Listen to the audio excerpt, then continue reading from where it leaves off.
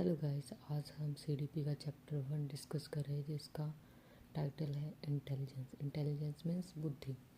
बुद्धि बुद्धि क्या होती है? हमारी बाय बर्थ होती है, जन्म से ही हमारे पास क्या होती है? बुद्धि होती है।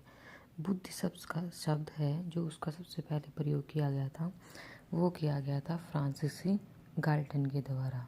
और जो मेंटल टेस्ट है उसका प्रयोग किया गया था 1890 में कैटल ने किया था। और सबसे अच्छी बात ये थी, सही मायने में जो उसका प्रयोग किया था वो किया था अल्फ्रेड बीने ने साइमन के साथ मिलकर 1905 में। बीने साइमन स्केल किसके लिए यूज होता है? इंटेलिजेंस की परीक्षण के लिए, ठीक है।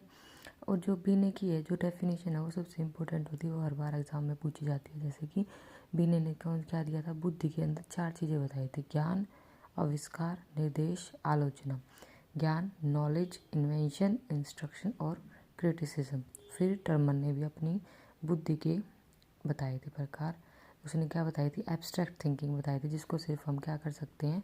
फील कर सकते हैं और देख नहीं सकते। जैसे कि ability to adjustment, ability to learn, ability to abstract, ठीक है। और गैल्टन ने क्या कहा था कि जो बुद्धि होती है वो हमारी क्या होती है? बाय बर्थ मीन्स जन्मजात होती है। और जो बुद्धि है उसको सबसे ज़्यादा कौन प्रभावित करता है? हमारा वंशानुक्रम और इन्वायरमेंट, हेरिडिटी एंड इन्वायरमेंट, ठीक है। बुद्धि को कौन प्रभावित करता है सबसे ज़्यादा? Heredity and environment. ये हमेशा क्वेश्चन पूछा जाता है कि हमारी बुद्धि को सबसे ज़्यादा कौन से फैक्टर जो है वो प्रभावित इफेक्ट डालते हैं, वो कौन से हैं?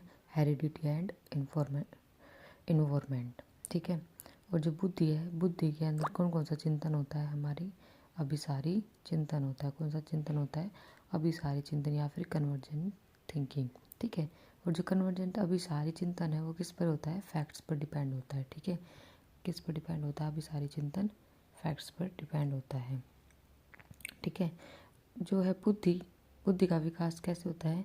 बुद्धि का विकास होता है जन्म से किशोर अवस्था तक। कहाँ तक होता है बुद्धि का विकास? जन्म से किशोर अवस्था तक।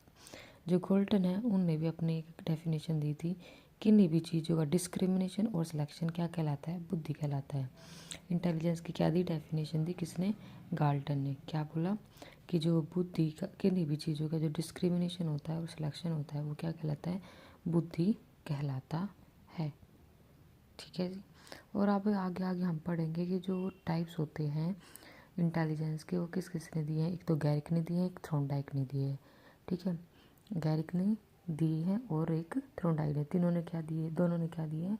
3 टाइप्स दिए हैं इंटेलिजेंस